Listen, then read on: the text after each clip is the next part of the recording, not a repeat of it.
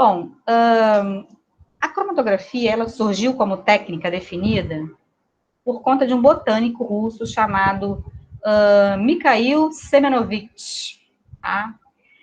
Antes dele, vários experimentos já tinham sido feitos na época, tá? Só que ele batizou a técnica, tá? Ele publicou, em 1906, 2 artigos numa revista muito importante na sua área, na área de botânica, descrevendo os experimentos que ele fez com extratos de planta, tá? Ele testou vários sólidos, acredito que mais de 100 sólidos como fase estacionária, e verificou que o carbonato de cálcio foi o que promoveu melhor separação. E a amostra dele era um extrato de planta, ou seja, mistura de pigmentos. Isso foi em 1906, tá? E o que ele observou? Então, ele preencheu uma coluna de vidro com um sólido, nesse caso aqui, carbonato de cálcio, aplicou a mistura aqui em cima e depois fez passar o solvente, ou a fase móvel, que aqui no caso está éter de petróleo, tá? E aí ele observou como ele estava separando pigmentos de planta, clorofila, xantofila e tudo mais, ele visualizou as substâncias sendo separadas por causa da cor. Infelizmente, na natureza, não é a maioria das substâncias que são coloridas, né? Mas, por conta disso, ele batizou a técnica como cromatografia. Croma de cor, grafia de escrever, tá? E, a partir de então, a técnica passou a existir como técnica de separação, tá? Então, aqui a gente tem uma outra representação, agora já de cromatografia em coluna, porque tanto a cromatografia em papel, quanto a cromatografia em camada delgada, a gente chama de cromatografia planar. Aqui a gente tem a cromatografia em coluna. Na cromatografia planar, o líquido sobe por capilaridade. Na cromatografia em coluna, o líquido desce, nesse caso aqui, cromatografia clássica, tá? O líquido desce pela força da gravidade. Cromatografia líquida clássica, tá? Então, eu tenho uma coluna de vidro preenchida com uma fase estacionária sólida, aplico a amostra aqui em cima e faço correr o meu solvente, tá? A cromatografia, ela é basicamente uma técnica de separação, mas eu também posso fazer análise qualitativa e quantitativa. Isso vai depender de quê? Do detetor. O que eu vou colocar aqui embaixo para fazer a detecção? Então, aqui a gente tem a ilustração da cromatografia clássica. Imaginem que eu vou trocando o tubo aqui a cada 1 ml, ou a cada 1 minuto. Eu troco de tubo aqui a cada 1 minuto. E cada tubo desse, eu faço a leitura no espectrofotômetro. O espectrofotômetro visível é o detetor mais comum em HPLC. Li o tubo 1, nada, nenhum sinal. Tubo 2, nada, nenhum sinal. E, finalmente, na sequência dos tubos, eu vou gerando o meu cromatograma, tá? Cada pico desse aqui representa a saída de uma substância.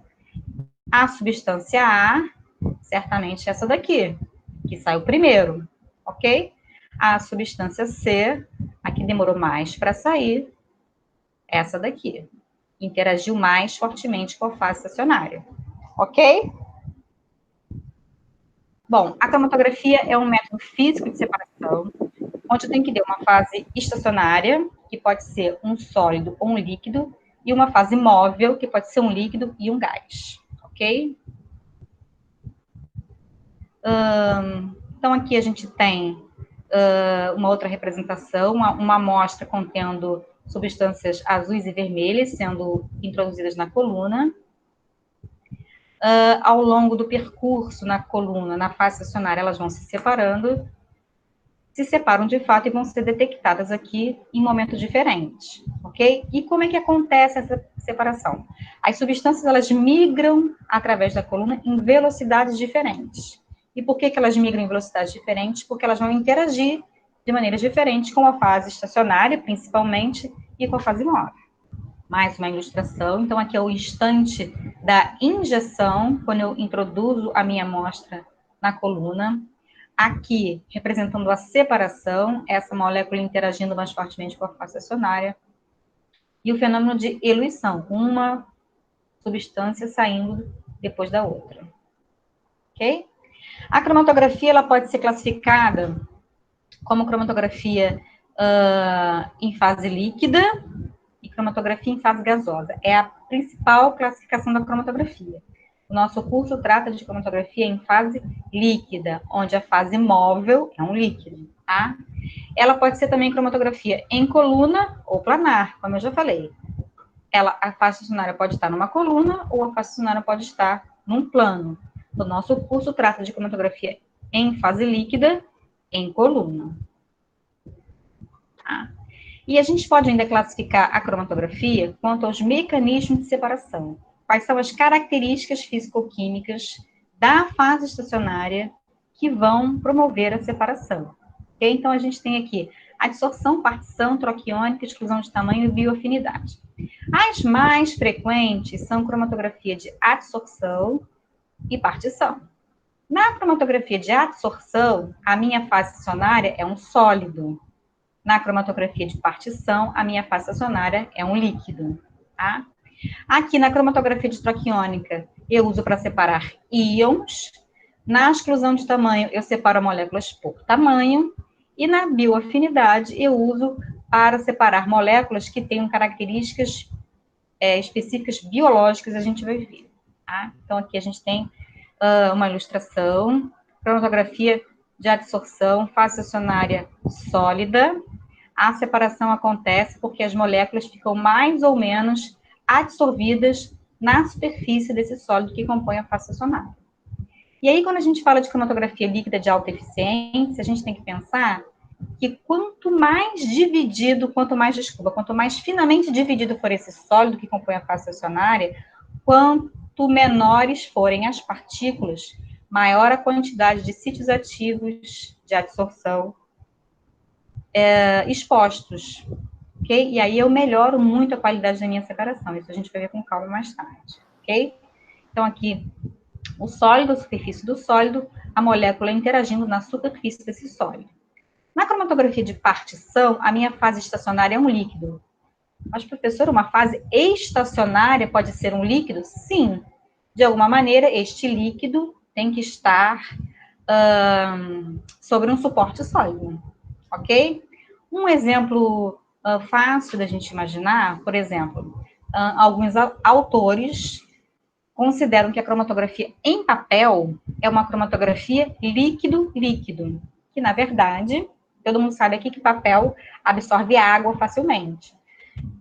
Então, alguns autores consideram que a fase estacionária, de fato, é a água, tá? Que está nos poros do papel. E aí seria uma fase estacionária líquida, tá? E na cromatografia de partição, a separação acontece por um equilíbrio de solubilidade. A molécula mais solúvel na fase estacionária demora mais para sair. A molécula menos solúvel é mais facilmente arrastada pela fase móvel.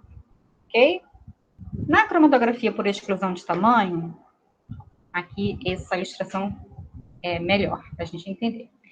Então, eu tenho aqui a representação de uma partícula de fase estacionária. Essa partícula de fase estacionária, ela tem que ser porosa. E os poros das partículas de fase estacionária tem que ter um tamanho mais ou menos uniforme, tá? O que acontece aqui? As moléculas, aqui está representando as moléculas que compõem as substâncias presentes na minha amostra. As moléculas maiores não conseguem entrar nos poros. Então, elas passam por fora das partículas da fase estacionária e são eluídas primeiro. As moléculas menores, elas entram num poro, saem, entram no outro, saem, percorrem um caminho muito maior e demoram mais para sair.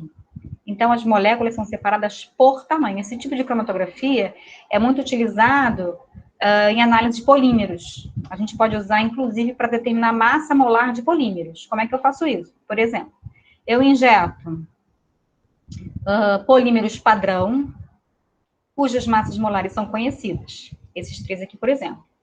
Para cada um desses polímeros, eu tenho um tempo de retenção associado. Deixa eu voltar aqui. Aqui, ó. Tá vendo? Isso aqui é um cromatograma, a representação gráfica do resultado da cromatografia. Essa substância A saiu nesse tempo. Então, vamos imaginar que esse fosse o cromatograma daquela análise lá por exclusão de tamanho. Então, esse aqui, a molécula A, seria a molécula de maior tamanho, saiu primeiro, nesse tempo aqui. Molécula B nesse tempo aqui, molécula C nesse tempo aqui. Eu posso fazer uma regressão linear entre massa molar e tempo de retenção. Eu posso colocar aqui, tá? Massa molar, tá só um M, tá? E tempo de retenção. E aí eu teria uma curva de calibração, uma curva analítica, assim, né? Quanto menor a massa molar, maior o tempo de retenção. Então, eu teria um gráfico assim, tá? Substância C, substância B, substância A. Como é que eu posso usar essa técnica para determinar a massa molar de um polímero? Suponha que eu trabalho lá no IMA, tá? Vocês conhecem o IMA, Instituto de Macromoléculas? Eu estou sintetizando um polímero novo, eu quero saber se ele ficou na massa molar que eu esperava. O que eu faço? Eu injeto 3 polímeros padrão, que eu conheço o tempo de... eu conheço a massa molar. Polímero A sai nesse tempo aqui, ó. Minha reta ficou bem reta, né? Tempo de retenção de A. Ok? B e C. Ok? Eu vou relacionar a massa molar de cada um com o tempo de retenção de cada um. Tempo de retenção é o máximo do pico. Tempo de A, massa molar de A. E aí calculo a regressão linear. O que eu faço agora? Injeto a minha amostra. Supondo que a minha amostra tenha ficado aqui. Já sou péssima no quadro aqui, então, ó. Eu vou pegar esse tempo aqui, tá? Que é um tempo entre A e B.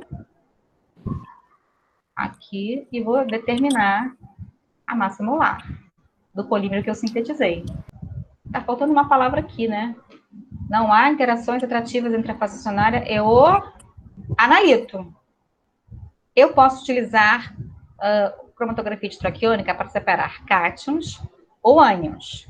Quando eu quero separar cátions, eu tenho que usar uma fase acionária que tenha sítios ativos com carga negativa. Se eu quiser separar ânions, eu tenho que ter uma fase acionária com sítios ativos com carga positiva, tá? Então, aqui eu tenho um exemplo de uma separação de cátions. Coluna trocadora de cátions com sítio ativo negativo, que a gente pode imaginar que seja esse aqui. Ok? Primeira coisa, equilibrar a minha coluna. Passo uma solução de HCl diluído, por exemplo. Uma solução ácida. Para que todos os sítios ativos fiquem ocupados por H+. Por que H+? Porque é um cátion que eu consigo remover facilmente. Tá? Aqui a gente está representando um sítio ativo, mas pensem que a gente tem uma infinidade deles e que quase todos eles estão ocupados por H+, mesmo depois que a gente injeta a amostra. Ok? Porque eu estou injetando uma pequena quantidade de amostra. Esses dois cátions ficam aqui atraídos eletrostaticamente por essa carga negativa. Ok? Seus ânions foram carregados pelo H+. Eu não quero que eles fiquem aí retidos, eu quero que eles sejam eluídos separadamente. Então, eu vou usar uma sequência de eletrólitos que vão interagir de maneiras diferentes com essa face acionária aqui.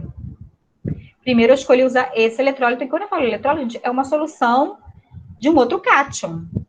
Um outro cátion que, por exemplo, interagiu mais fortemente com esse sítio ativo do que B+. Ele competiu com B+, por esse sítio ativo, a interação dele foi mais forte, então ele conseguiu promover a eluição do B+, e ocupou o lugar dele.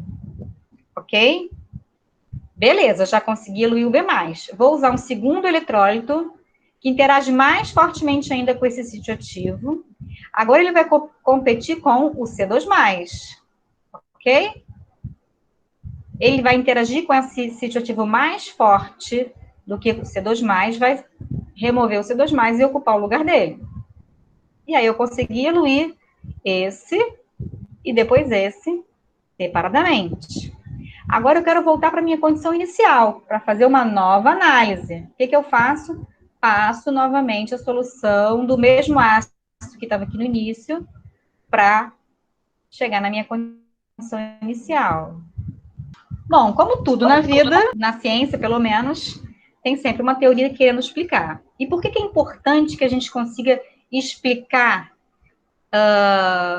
um fenômeno que a gente observa experimentalmente? Porque se a gente entende, teoricamente, o que está acontecendo, a gente é capaz, a gente é mais capaz, a gente consegue melhor atuar sobre o sistema para conseguir melhores resultados, tá? Então, o processo de separação cromatográfica, ele é descrito principalmente por duas teorias, tá? Uma teoria chamada teoria dos pratos teóricos e a teoria de separação dinâmica, que também é conhecida como equação de Van Zinter, tá? A formação de pratos teóricos é a mesma, não é a mesma, né, mas foi tomado emprestado dos pratos teóricos da destilação. Qual é a diferença de uma destilação simples e uma destilação fracionada? Na destilação fracionada, a gente tem uma coluna de destilação bem maior, onde a destilação acontece em várias etapas, e não apenas numa. Na destilação simples, né, o líquido atinge a temperatura de ebulição, o vapor sobe, atinge a superfície fria e escorre, certo? Na destilação fracionada, eu tenho aquela coluna enorme com vários pratos ali, esses pratos podem ter diferentes formas, dependendo da coluna que eu estou usando, mas o fato é que são várias etapas. O vapor sobe, condensa, sobe de novo, condensa, sobe de novo, e por aí vai, até que chega a ponto de ser destilado efetivamente, ok? E a teoria dos pratos teóricos, que explica a melhor eficiência de uma coluna de destilação fracionada, é a mesma teoria que tenta explicar a melhor eficiência da cromatografia, com o aumento do número de pratos teóricos. Ok? Então, a gente vai imaginar que a gente fosse capaz de separar, imaginem aquela coluna de vidro lá, do Botânico Russo, por exemplo, tá? Que a gente pudesse, que se a gente fosse capaz de fatiar aquela coluna em fatias cada vez menores, de modo que a gente conseguisse isolar uma etapa de equilíbrio. Mas que equilíbrio, professora? O equilíbrio do analito entre as fases móvel e estacionário, tá? Esse equilíbrio do analito entre as fases móvel e estacionária é descrito por uma constante, assim como qualquer outro, tá? A constante de equilíbrio que descreve esse fenômeno chama coeficiente de partição. Ora, o analito está sendo arrastado pela fase móvel e ora ele está preso na fase estacionária, ok? Agora, o que eu observei que eu não coloquei aqui uma coisa combinando com a outra, né? Eu poderia ter escrito esse equilíbrio da forma que eu quisesse. Poderia ter colocado fase estacionária aqui e fase móvel aqui. Errado, me perdoem. Mas é a constante de equilíbrio, chama coeficiente de partição, que descreve o equilíbrio do analito, sendo arrastado pela fase móvel, sendo retido pela fase estacionária. Ok? E quando a gente pensa nos pratos teóricos, é mais ou menos isso. É como se eu conseguisse dividir a minha coluna em tantos pratos possíveis, de modo a isolar uma etapa de equilíbrio. Lembrando que isso é uma teoria, tá? Então, a teoria dos pratos teóricos, ela me diz o seguinte, que quanto maior o número de pratos teóricos de uma determinada coluna, mais eficiente ela vai ser. Porque quanto menor o número de cada prato, maior o número de pratos eu vou ter numa mesma coluna, maior o número de etapas de separação.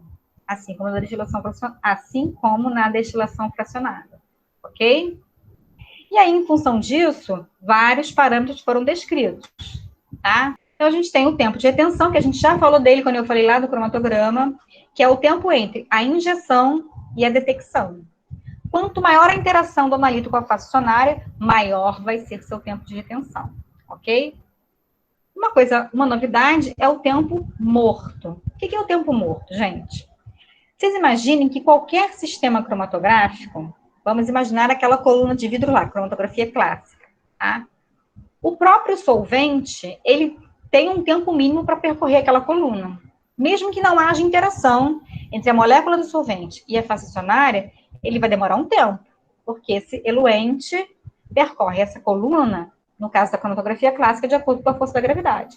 Então, esse tempo que a própria fase móvel demora para percorrer a coluna é chamado tempo morto. É o tempo mínimo que qualquer substância vai demorar para percorrer essa coluna, com aquela vazão utilizada, ok? E como é que eu determino o tempo morto, tá?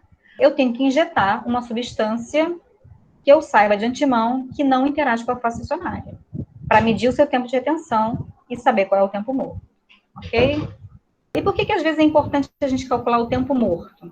Porque, por exemplo, o meu sistema de vazão, né, não está funcionando bem. Para cada corrida cromatográfica, a minha vazão está diferente, tá? Então, se a minha vazão aumenta, o meu tempo morto diminui e o meu tempo de retenção também. Se a minha vazão diminui, os tempos aumentam. E aí, se os dois aumentam, os dois diminuem, eu faço a diferença entre um e outro, tem o que a gente chama de tempo de retenção relativo. Eu não corro o risco de errar o tempo de retenção por causa da variação da vazão, ok? Então, aqui a gente tem a ilustração do tempo de retenção da substância 1, tempo de retenção da substância 2, o tempo morto aqui no início, e ainda um outro parâmetro que a gente utiliza, que é a largura do pico, tá? Aqui a gente tem WB, porque é a largura do pico na base. Um outro parâmetro cromatográfico muito utilizado para a gente avaliar a qualidade da separação cromatográfica é chamado fator de capacidade ou fator de retenção, tá? O fator de capacidade, representado pela letra K minúsculo, é calculado por essa fórmula aqui, tá? E ele é dado para uma substância e um sistema cromatográfico. Para a substância X, no sistema cromatográfico Y, eu tenho um determinado valor de fator de capacidade, que é calculado como? Tempo de retenção menos tempo morto dividido pelo tempo morto. Se esse fator de capacidade é diretamente proporcional ao tempo de retenção, o que significa que quanto maior o valor de K, maior a retenção desta substância na fase acionária. Ok? Se esse número for muito pequenininho, muito menor do que 1, significa que a eleição aconteceu muito rapidamente. Qual é o menor valor que K pode assumir? 0. Quando é que K é igual a 0? Quando o tempo de retenção é igual ao tempo morto, ou seja, quando não houve interação entre a substância e a fase acionária. Foi direto para a fase móvel, ok? Quanto maior o valor de K, maior o tempo de eluição. Tá? Basicamente, o que influencia o fator de retenção é a fase acionária. Tá? Se eu mudar a fase acionária, eu mudo o valor de K para aquela substância. Aqui eu tenho uma representação, tá? Essa substância aqui saiu nesse tempo. Aqui é o tempo morto, onde K é igual a 0, ok? Aqui diz que o K ideal deve ter entre 1 e 15. O que significa? Se eu tiver uma mistura com vários componentes, o que eu quero? Eu não quero valores de K pequenos nem valores de K grandes. Eu quero valores de K variando. Eu quero que os valores de K sejam diferentes. Se cada substância tiver um valor de K diferente, significa que houve separação, ok? Já a seletividade, o que é a seletividade? É a razão entre dois Ks. No numerador, eu coloco sempre o maior valor de K, ou seja, da substância que teve maior interação com a fase acionária. Tá? Significa o quê? O fator de seletividade vai me dizer o quão separados estão os picos. Porque se esses dois Ks aqui foram iguais, significa que as substâncias estão sobrepostas, saíram juntas. Alfa igual a 1, certo? Quanto maior o valor de alfa, maior a distância entre os picos, maior a separação, maior a seletividade, ok? Aqui a gente tem um exemplo, K igual a 1,5, K igual a 2,1, alfa igual a 1,4, ok? Alfa vai ser sempre maior ou igual a 1. Quando for igual a 1, significa que os picos estão sobrepostos. A seletividade é função de quê? Depende da fase acionária, da fase móvel e da temperatura, tá? Então, quando eu quero mudar a seletividade do meu sistema, basta eu mexer na fase móvel. Por que eu estou falando isso? Porque trocar de fase estacionária nem sempre é possível. Trocar de fase móvel é sempre mais fácil. Principalmente quando a gente fala de HPLC, que a gente compra uma coluna. E uma coluna de HPLC deve estar custando, sei lá, uns R$2.000, R$3.000, uma coluna. Então, eu não tenho, assim, várias colunas para ficar trocando e testando com a melhor seletividade. Eu tenho uma coluna que eu vou usar para várias aplicações e testar as melhores condições experimentais para aquela coluna. E a gente usa muito variar a fase móvel, proporção entre diferentes solventes, mudança de pH e por aí vai, ok? E eu posso ainda ter temperatura controlada. Nem todo equipamento tem controle de temperatura da fase estacionária. Alguns têm, outros não, e isso também vai influenciar a seletividade, ok? Aqui a gente tem a formulinha da eficiência. A eficiência de uma coluna é expressa em termos de número de pratos teóricos, tá? O número de pratos teóricos está relacionado com tempo de retenção, isso nessa fórmula, tá? E a largura do pico. Então, reparem o seguinte, que o número de pratos teóricos é inversamente proporcional à largura do pico. Significa dizer que uma coluna eficiente é uma coluna que gera picos estreitos. O que significa isso? Vamos tentar lá eu desenhar de novo, tá? Não sou boa, mas vamos lá. Se eu tiver uma coluna que não é muito eficiente, tá? Vou fazer aqui para não borrar lá. Então, se eu tenho aqui um cromatograma de uma coluna com baixa eficiência, tá? Então, eu tive um pico largo assim e um outro pico largo assim, tá? Uma separação com baixa eficiência, ok? Agora, se eu tiver uma coluna eficiente, eu vou ter picos estreitos, eu vou ter uma coisa assim. Ai, não consigo fazer picos tão... ok? E o que eu estou observando, tá? Que uma coluna eficiente, ela precisou de muito menos tempo para separar essas duas substâncias aqui.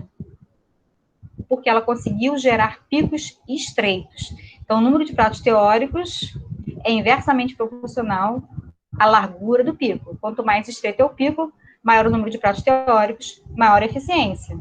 Ficou claro isso? O que é uma coluna eficiente? Aquela que consegue separar mais substâncias no menor intervalo de tempo. Uma outra maneira da gente expressar eficiência é usando o H. O que é o H? A altura de cada prato teórico. O L aqui nada mais é do que a altura da coluna. E por que eu uso, às vezes, o H ao invés do N? Quando eu quero comparar colunas de tamanho diferente. Eu quero comparar uma coluna de 15 centímetros com uma coluna de 25 centímetros. Tá? Uma coluna de 25 centímetros, obviamente, vai ter mais pratos teóricos do que uma de 15 centímetros, tá? Se a face estacionária for igual.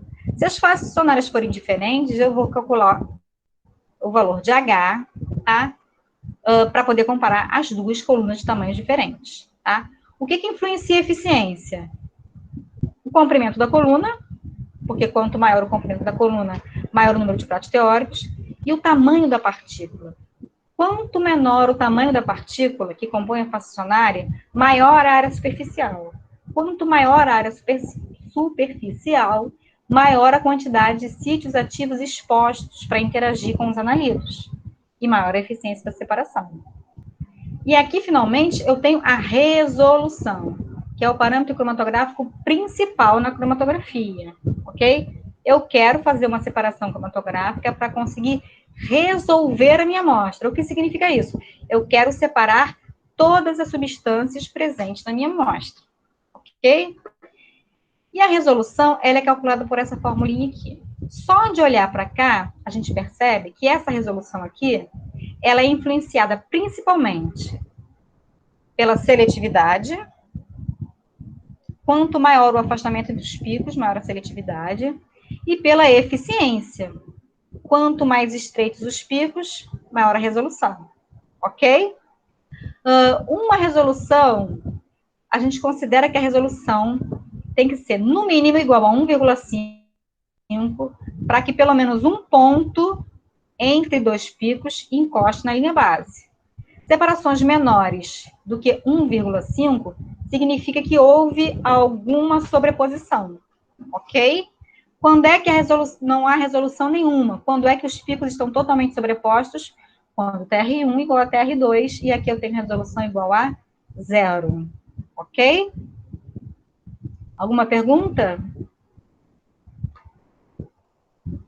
Então, quando eu penso em resolução, eu tenho que pensar na eficiência, na seletividade e na retenção, ok? Todos esses parâmetros que a gente viu anteriormente vão influenciar na resolução, ou seja, a escolha da fase acionária, a escolha da fase imóvel, a temperatura do meu sistema, se eu puder controlar, todos esses parâmetros experimentais podem ser modificados, otimizados para atingir uma boa resolução.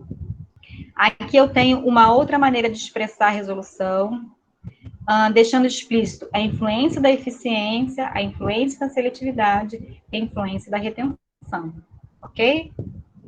A gente sempre quer uma boa resolução associada a uma boa eficiência, porque não adianta eu separar bem as substâncias presentes na minha amostra, mas gastar muito tempo.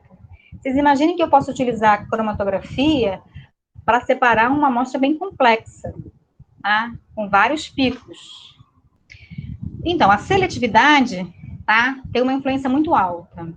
Então, eu tenho que pensar direitinho quais são os tipos de interação que vão acontecer entre a face acionária e os analitos, as imóveis, os analitos, por exemplo.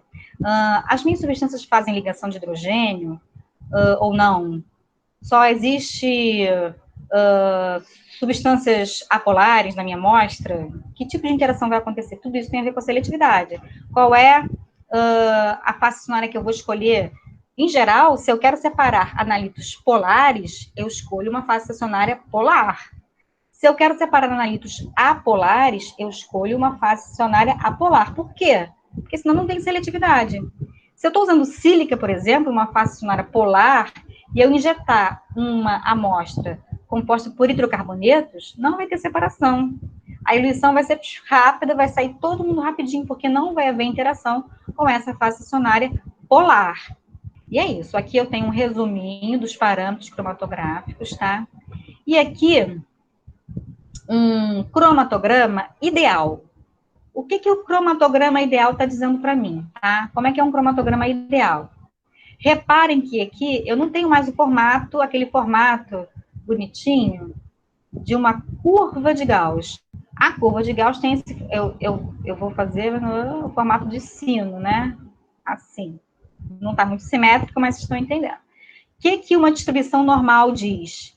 Que a maioria das moléculas chegam nesse tempo aqui. Certo? Nesse tempo aqui. Mas outras chegam nesse, outras chegam nesse, outras chegam nesse, tá? Esse cromatograma ideal, o que está dizendo para mim? Que todas as moléculas da substância A chegaram ao mesmo tempo no detetor. Elas percorreram todo o caminho da face acionária juntas. Não houve dispersão ao longo da coluna. E sempre há dispersão ao longo da coluna. Sempre. Por isso a gente tem um alargamento do pico, ok? E ele não é uma linha, simplesmente. Esse processo de alargamento do pico, ele pode ser mais significativo, menos significativo, isso vai depender de vários parâmetros, principalmente de parâmetros relacionados à eficiência da coluna, tá? Esse modelo de pratos teóricos, ele não é muito eficiente para tentar explicar esse alargamento, tá? E por isso que surgiu a teoria da separação dinâmica ou equação de Van Dinter, que a gente não vai ver hoje. A gente vai parar na teoria dos pratos teóricos, ok? A teoria dos pratos teóricos, ela serve para explicar bem esse formato gaussiano dos picos, tá? E como cada um dos fatores experimentais, tá? Vão influenciar nesses parâmetros cromatográficos que a gente calculou aqui, ou ao contrário, tá? O que cada um desses parâmetros calculados está me dizendo sobre o que eu estou observando experimentalmente, sobre a qualidade da minha separação, tá? Isso a teoria dos pratos teóricos explica bem. O que ela não consegue explicar direito é por que acontece essa separação, esse alargamento do pico E o que faz com que isso aconteça e em qual nível? Mais, menos, tá? O que vai influenciar nisso? Ok?